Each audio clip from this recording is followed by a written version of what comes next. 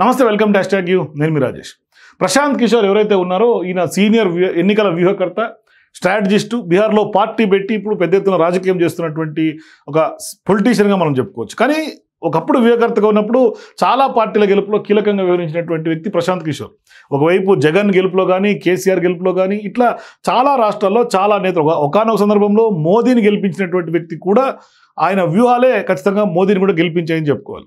అట్లాంటి ఆయన ఇప్పుడు ఆంధ్రప్రదేశ్ ఎన్నికలప్పుడు కానీ, తెలంగాణ ఎన్నికలప్పుడు కానీ కొంత జోస్యాలు చెప్పి జగన్ ఓటమిని కూడా ముందే పసిగట్టినటువంటి వ్యక్తి కూడా ప్రశాంత్ కిషోర్.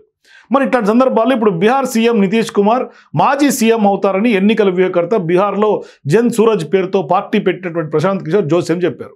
మరి నితీష్ కుమార్ పదవీ కాలం కేవలం 5 నెలలు మాత్రమే అని ఆయన స్పష్టం చేస్తున్నారు. ఏంటి ప్రశాంత్ కిషోర్ పసిగట్టినటువంటి ఆ కాన్ఫిడెన్స్ ఏంటంటే, నితీష్ కుమార్ ఎందుకు ఇవాళ మాజీ అయిపోతాడు అనే చర్చ ప్రధానంగా కనిపిస్తుంది. అంటే వచ్చే ఎన్నికల్లో ఎన్డీఏ మరోసారి గెలిచినా, లేక ఇండియా కూటమిలో నితీష్ కుమార్ జేడీయూని చేర్చినా 6-100 నితీష్ కుమార్ సీఎం అయ్యే ప్రసక్తి లేరని ఆయన కుండ బద్దలు కొట్టి చెప్తూ ఉన్నారు. అంటే నితీష్కి సీఎంగా అధికార ఇన్నింగ్స్ ముగిసినట్లే అని తెలిసి చెప్పారు. బీహార్లో బీజేపీతో కలిసి జేడీయూ పోటీ చేస్తోందని, ఎన్డీఏ గెలిస్తే ఈసారి బీహార్కి సీఎం అయ్యేది బీజేపీకి చెందినటువంటి సీఎం మాత్రమేనని ఆయన స్పష్టంగా చెప్తూ ఉన్నారు.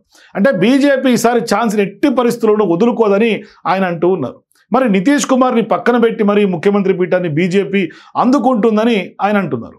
మరి బీజేపీ కాదంది కదా అని కాంగ్రెస్ ఆర్జేడీలతో నితీష్ కలిసినా, గతంలో జరిగినట్లుగా ఆయన కనుక ఇండియా కూటమిలో వెళ్ళినా కూడా సీఎం పోస్టు వచ్చేంత సీన్ లేదు ప్రస్తుతానికి బీహార్ ముఖ్యమంత్రిగా ఉన్నటువంటి నితీష్కి అని చెప్తున్నారు. అంటే మొత్తం మీద చూస్తే నితీష్ కుమార్ రాజకీయంగా చివరి ఇన్నింగ్స్లో ఉన్నట్టుగా ఆయన దృష్టిలో కనిపిస్తుంది. ఇదిలా ఉంటే ఒకనాడు నితీష్ కుమార్కి దగ్గరగా నేస్తంగా ఉన్నటువంటి ఆయన ఎన్నికలకు వ్యూహకర్తగా పనిచేసినటువంటి వారు కూడా ప్రశాంత్ కిషోర్ అని చెప్పుకోవాలి.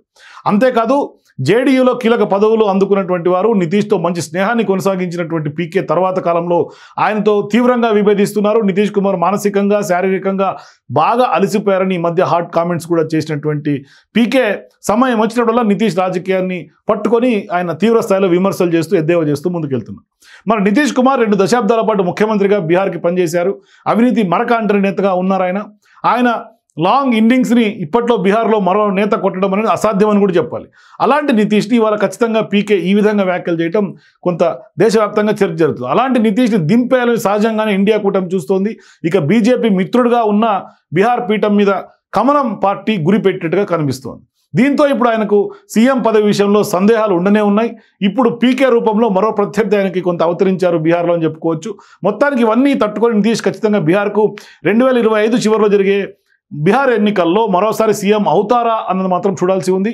అదే కనుక జరిగితే మాత్రం కొంత అద్భుతమైన స్పష్టంగా చెప్పుకోవచ్చు. కానీ బీజేపీ మాత్రం ఇప్పటి నుంచే బీహార్ని టార్గెట్ చేస్తోంది. మొన్నటికి ఉన్న అశోక్ చౌబే వ్యాఖ్యలు కూడా కొంత ఈ నేపథ్యంలో దీనికి కొంత కలుపుకోవాల్సినటువంటి అవసరం ఉంది. నొక్కి మరీ ఒక్కనించాల్సినటువంటి అవసరం ఉంది. అట్లాంటి సందర్భం ఏమైనా ఉంటే బీహార్ సీఎంగా ఉన్నటువంటి నితీష్ కుమార్ను కేంద్రంలో కనుక తీసుకెళ్తే, అది డిప్యూటీ పీఎంఆ, కేంద్ర మంత్రి, ఇట్లా ఏదో ఒకటి చేసి తీసుకెళ్తే ఇక్కడ సీఎం పదవిని మాత్రం ఖచ్చితంగా బీజేపీ లేపుకెళ్లే అవకాశాలు కనిపిస్తున్నాయి. మరి ప్రశాంత్ కిషోర్ వాదన కూడా ఆ దిశగానే కొంత బలంగా కనిపిస్తోంది. మరి ఏం కాన్ఫిడెన్స్తో ప్రశాంత్ కిషోర్ ఈ విధంగా అంచనా వేశాడు? ఎన్డీఏ కూటమిలో ఏం జరుగుతోంది? నితీష్ కుమార్ ఖచ్చితంగా హ్యాండ్ ఇచ్చే అవకాశాలు కనిపిస్తున్నాయి. మీరు కూడా మీ అభిప్రాయాలు కింద కామెంట్స్ షేర్ చేయండి. For more videos please watch #you.